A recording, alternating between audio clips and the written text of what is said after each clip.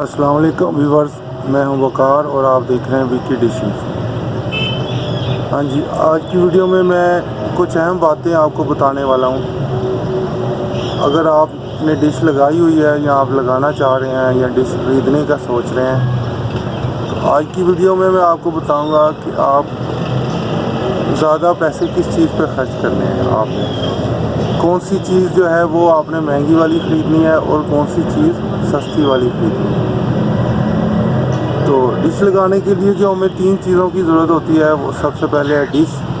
एक other dish चाहिए होती है हमें। उसके बाद एक अदर रिसीवर चाहिए होता है और एक अदर LNB चाहिए होती है।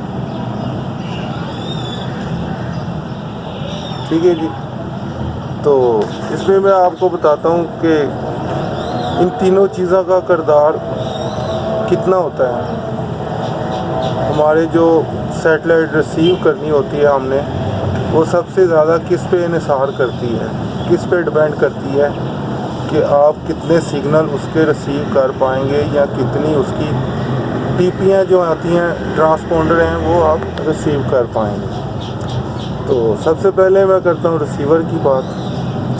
रिसीवर का काम सिर्फ इतना होता है कि इसको जो पीछे से सिग्नल मिलता है, ये वही सिग्नल जो है हमें टीवी पे शो कर देता है। तो उसमें क्वालिटियाँ हैं डिफरेंट। कोई 4K रिसीवर है, कोई HD है, कोई HD में डिफरेंट क्वालिटीज़ हैं।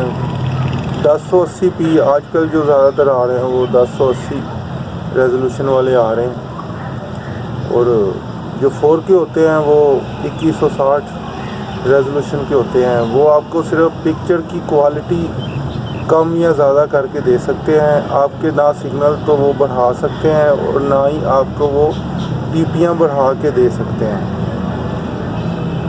ठीक है जी। तो दूसरी चीज़ ये है LNB। LNB का काम इतना होता है कि डिश के ऊपर से जितनी सिग्नल रिफ्लेक्ट हो के हमारे फोकल पॉइंट पे जमा होते हैं, LNB उन सिग्नल को रिसीव करके रिसीवर तक पहुंचा देता है। LNB का काम सिर्फ इतना होता है। अब हम अगर कहें कि LNB अच्छी लगा लेने से हमारी टीपियाँ ज़्यादा हो जाएंगी, तो ये दुरुस्त नहीं है। दुरुस्त बात यह है कि LNB पे उतनी ही टीपियाँ रिसीव होंगी जितनी डिश से उसे रिसीव हो रही होंगी। अब अगर कोई टीपी डिश LNB तक पहुंचा ही नहीं रही, तो LNB वो टीपी आपको शो नहीं करेगी, कभी भी नहीं करेगी, ना ही रिसीव करेगी और ना ही रिसीवर पे शो करेगी। तो अब आ जाते हैं हम तीसरी मेन चीज़ के ऊपर। तीसरी जो मेन चीज़ है वो डिश है। तो कोई भी सैटेलाइट लगाने के लिए हमें पहले देखना पड़ता है कि हमारी लोकेशन पे उस सैटेलाइट का डिश साइज़ रिक्वायर्ड कितना है। जब तक आप उस रिक्वायर्ड साइज़ की डिश नहीं लगाएंगे, आपके पास सारे ट्रांसपोंडर उसके रिसीव नहीं होंगे। अगर आप छोटे साइज़ की डिश लगाएंगे तो उस साइड की डिश के ऊपर जितने सिग्नल रिफ्लेक्ट हो के LNB को रिसीव होंगे, वो रिसीवर तक पहुंचा देंगे। अब अगर फ़र्ज़ करें कि सैटेलाइट है, उसका डिश साइज़ मुझे चाहिए 5 फुट, ये मेरी 4 फुट की डिश है। डिश साइज़ चाहिए 5 फुट, तो जो टीपियाँ इस तरफ डिश के साइड पे होंगी वो ना डिश से टकराएंगी और ना ही टकरा के वो LNB तक पहुंच सकेंगी। तो ये डिश की शेप ऐसी बनी होती है, पैराबोलिक शेप, कि इस डिश के ऊपर मैं किसी भी पॉइंट पे जो सिग्नल टकराएंगे इस डिश पे, वो सारे रिफ्लेक्ट होके पूरी डिश के ऊपर से एक पॉइंट पे जमा होंगे। उस पॉइंट को हम कहते हैं डिश का फोकल पॉइंट। तो LNB आप जितनी मर्ज़ी अच्छे से अच्छी लगा लें, उसने आपको उतनी ही टीपियाँ देनी है जितनी डिश उसे प्रोवाइड करेगा। तो जो लोग कहते हैं कि ब्लैक अल्ट्रा LNB लगा लो, फलां LNB लगा लो, फोकस की LNB लगा लो, तो वो जो है वो आपको टीपियाँ इंक्रीज़ करके नहीं दे सकती हैं। टीपियाँ जो इंक्रीज़ करनी होती हैं वो हमेशा डिश करनी होती हैं। अगर एक कोई ट्रांसपोंडर डिश के ऊपर टकरा ही नहीं रहा तो वो फोकल पॉइंट तक कैसे पहुंचेगा? फोकल पॉइंट तक पहुंचेगा ही नहीं तो LNB उसे रिसीव नहीं कर पाएगी। तो मेरे हिसाब से अगर आप डिश लगाना चाहें नई, तो जो सबसे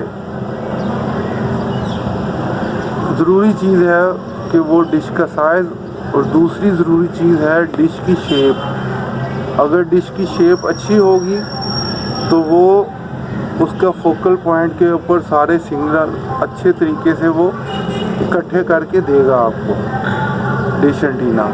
तो अगर डिश की शेप अच्छी नहीं होगी तो उसके सारे सिग्नल एक जगह पे इकट्ठे नहीं होंगे, उनको रिसीव करने में प्रॉब्लम होगी। तो मेरा ख्याल है कि जब भी आप डिश लगाना चाहें, मार्केट जाएं, तो LNB और रिसीवर पे बहुत ज़्यादा पैसे खर्च करने की बजाय आप इस चीज़ पे फोकस करें कि आपकी जो डिश है वो अच्छी कंपनी की होनी चाहिए और उसका साइज़ उतना होना चाहिए जितना साइज़ उस सैटेलाइट के लिए रिक्वायर्ड है आपकी लोकेशन के हिसाब से। तो ये वो बातें हैं जो अक्सर लोग LNB पे बड़ा पैसे ज़ाया करते हैं, मैंने देखा है। अगर आपका डिश साइज़ पूरा है तो आप मार्केट में जो सबसे कम कीमत LNB है वो लगा के भी पूरी सैटेलाइट रिसीव कर सकते हैं। लेकिन अगर आपके डिश का साइज़ पूरा नहीं है तो आप 3000-4000 रुपये LNB पे लगा दें। जब एक सिग्नल फोकल पॉइंट तक पहुंच ही नहीं रहा तो वो LNB कभी भी आपको वो वाला ट्रांसपोंडर रिसीव करके नहीं देगी। LNB तभी रिसीव करेगी वो ट्रांसपोंडर अगर वो डिश से रिफ्लेक्ट होके आपके फोकल पॉइंट तक पहुंच रहा है, LNB तक पहुंच रहा है। ठीक है, तो ये वो बातें थी चंद जो आपको बतानी बहुत ज़रूरी थी।